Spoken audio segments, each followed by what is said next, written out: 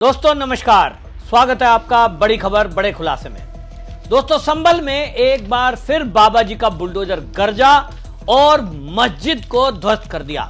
जी हां, बैजोई मार्ग पर यह मस्जिद में बुलडोजर चला है और वहां आपको मैं बता दूं कि 24 नवंबर 2024 के संभल हिंसा के बाद से लगातार योगी जी का प्रशासन और योगी जी की पुलिस संभल में डेरा डाले हुए है।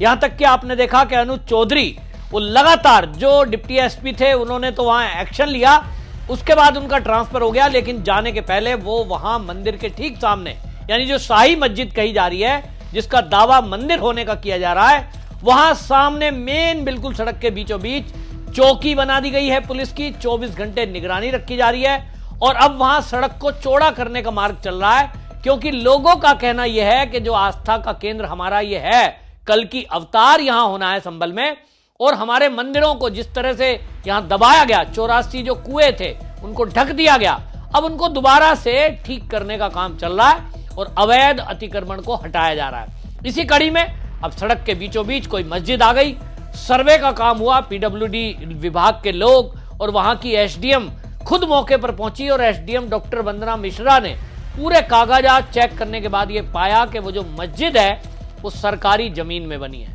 अभी तक उसको नहीं छेड़ा गया था क्योंकि सड़क का चौड़ीकरण और इस तरह का कोई काम नहीं था, क्योंकि कल को सबको पता है कि जब ये कार्रवाई की जाती है तो विक्टिम कार्ड खेला जाता है।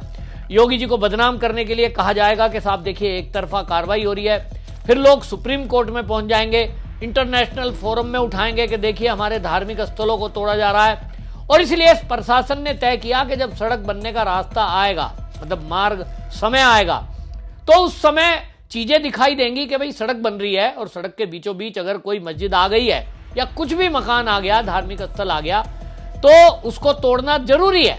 अब यहां ऐसा एक और बात देखने में आई कि यहां खाली मस्जिद नहीं टूट रही है, मंदिर का भी कोई पोर्शन टूटने में आ रहा है। ये जो डॉक्टर वंदना मिश्रा है, इन्होंने बताया कि हयात नगर थाने के आगे यहां पर ये मुतवल्ली हैं जो उसके मदरसे के दरगाह के अकील अहमद, इन्होंने खुद ही ये कह दिया कि देखिए बुलडोजर मत चलाओ, हम अपने आप तोड़ देंगे। हथौड़ा लेकर के तोड़ने के लिए चले, क्योंकि इनको पता है कि जब बुलडोजर चढ़ा तो जरा कैड़ा हाथ पड़ता है तो पता नहीं कौन सी दीवार एक्स्ट्रा टूट जाए। तो खैर ये खुद भी हथौड़ा लेकर के कुछ तोड़ने के लिए चले। मंदिर जो बना हुआ है, यहां आपको बता दें कि शिवजी का पुराना मंदिर है, जहां हर साल शिवरात्रि पर भारी मेला भी लगता है 4 दिन का। उस मंदिर की सीढ़ियां और कुछ शुरू की दीवार, उसको भी तोड़ने का काम मंदिर प्रशासन ने खुद किया, क्योंकि वो भी रास्ते में आ रहा है। तो एक बात तो बिल्कुल साफ हुई कि खाली मस्जिदों पर बुलडोजर चल रहा है ऐसा नहीं है।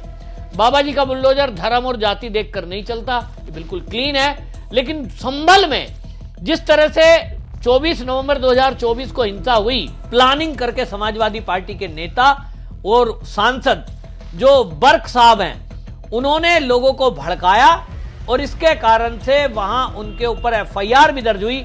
अभी तक मामले में 89 आरोपी जेल के अंदर बंद है और अपने आप में बड़ी कार्रवाई हुई है। 2500 लोगों पर एफआईआर दर्ज हुई है। ऐसा एक्शन कभी यूपी में हुआ नहीं, इतना बड़े पैमाने पर। योगी जी कहते हैं कि भैया एक ही नारा है अपना, तो कायदे में रहोगे तो फायदे में रहोगे, कायदे में नहीं रहोगे तो फिर छेड़ोगे तो छोड़ा नहीं जाएगा।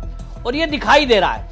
संभल के चंदोसी नगर नगर पालिका में वारिस नगर में पिछले दिनों 33 मकान तोड़े गए और एक मस्जिद को भी तोड़ा गया। अब कोई बोल नहीं रहा है, क्योंकि सबको दिख रहा है अवैध कब्जा। अपनी जमीन में तो है नहीं, अपनी जमीन होती, वक्फ की जमीन होती तो कहते साहब हमारी जमीन में है। आप सरकारी जमीन में कब्जा करके सड़क के बीचों बीच अगर कोई चीज बनाओगे, आपको लग रहा है समाजवादी पार्टी में बढ़ावा दिया गया तो आप जो चाहे कर लो। अब बाबा जी की सरकार है, अगर सड़क निकलनी है, रेल मार्ग बनना है, कोई काम होना है विकास का, तो बीच में मंदिर हो या मस्जिद, वो अब तुष्टिकरण नहीं चलेगा। लॉ एंड ऑर्डर की बात है तो उसमें तुष्टिकरण नहीं देखते। और ये जो आपको मैंने बताया, बड़ी कार्रवाई वहां चंदोसी नगर पालिका के अंदर की गई थी।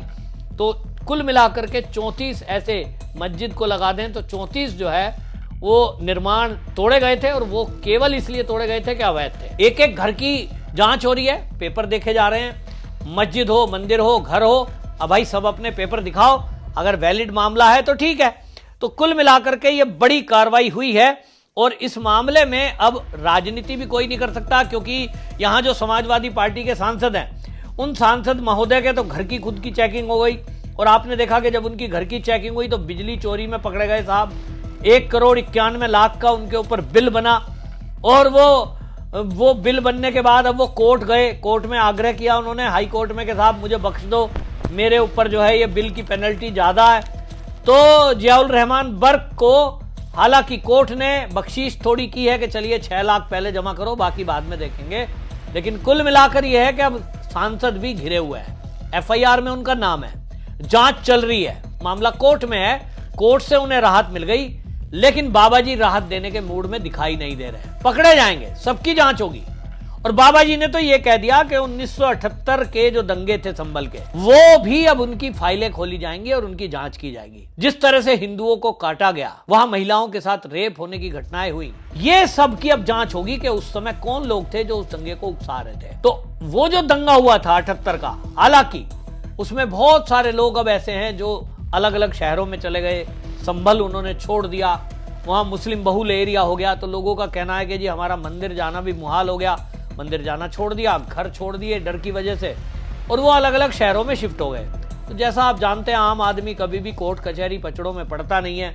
उन लोगों से संपर्क पुलिस साध रही है, तो वो कह रहे हैं साहब अब तो हम गवाही देने क्या आएंगे, बुजुर्ग हो गए हैं सब, बहुत पुरानी बात हो गई है। लेकिन प्रशासन अपनी तरफ से कोशिश कर रहा है कि उसके कोई सबूत अपने तौर पे मिलें, तो फिर उनमें कार्रवाई की जाएगी। मुलायम सिंह यादव के समय में कई सारे मुकदमे वापस ले लिए गए थे, उनको भी दोबारा से देखा जा रहा है। तो योगी जी चारों तरफ से एक्शन कर रहे हैं, और इस एक्शन में एक बात बिल्कुल साफ है कि आप उत्तर प्रदेश में कानून नहीं तोड़ सकते। पुलिस पर हमला कर दिया, सर्वे करने टीम गई थी, अच्छा खासा सर्वे चल रहा था, कोर्ट के आदेश पर चल रहा था, लेकिन कट्टरपंथी लोगों ने वहां लोगों को भड़का दिया। आम आदमी को तो कुछ पता नहीं होता, भीड़ को भड़का के पथराव करा दिया कि भाई चलो मारो मारो कर दिया।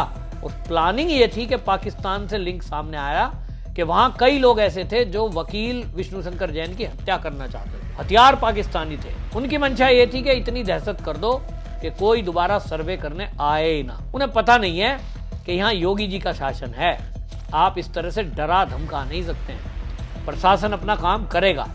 तो ये एक नजीर बनी, और अगर संभल में ये एक्शन नहीं होता, ये मैं बता रहा हूं, तो ये बाकी जगह भी सिरदर्द होता। अभी मथुरा में काम होना बाकी है, काशी में काम होना अभी बाकी है। वहां जब ये सर्वे की टीम अब जा रही है, अब कोई प्रॉब्लम नहीं है, नहीं तो पहले हमेशा ये सड़कों पर उतर जाते थे। काशी में भी हमने देखा, वहां भी लोग सड़कों पर उतर के विरोध प्रकट, नारेबाजी और प्रेशर बनाने की कोशिश करते थे। लेकिन जब से संभल में एक्शन हुआ है, कई लोगों को पकड़ा गया, बुलडोजर चला, बाकी काम हुआ, तो अब बाकी जगह सब शांति है। और ये उत्तर प्रदेश में तो कम से कम योगी जी ने दिखा दिया कि यहां किसी की गुंडागर्दी और दादागिरी नहीं चलेगी। धार्मिक स्थल का अब यहां वो जो विक्टिम कार्ड खेलने का ट्रम्प कार्ड इनका चलता है, वो नहीं चलेगा, क्योंकि मंदिर अगर बीच में आ रहा है तो मंदिर भी टूट रहा है, तो इसलिए कोई विक्टिम कार्ड खेले वो अब चलता नहीं।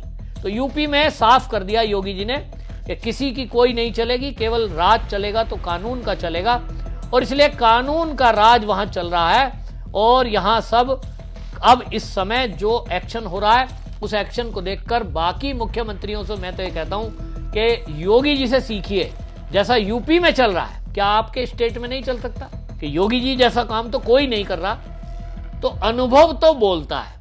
तो योगी जी को तो लंबा अनुभव रहा है राजनीति का, और इसके कारण ये प्रशासन शासन को ठीक से सख्त करने में भी 5 साल इनको लग गए। तो आप सोचिए, जब योगी जी जैसे व्यक्ति को 5 साल संभलने में लग गए, सेकंड टर्म में इन्होंने चीजों को बहुत अच्छे से ठीक किया है, तो बाकी राज्य जहां बीजेपी की सरकारें हैं, वहां भी कोई अनुभवी नेता होते सीएम की कुर्सी पर कम से कम, तो चीजें ठीक दिखाई देती।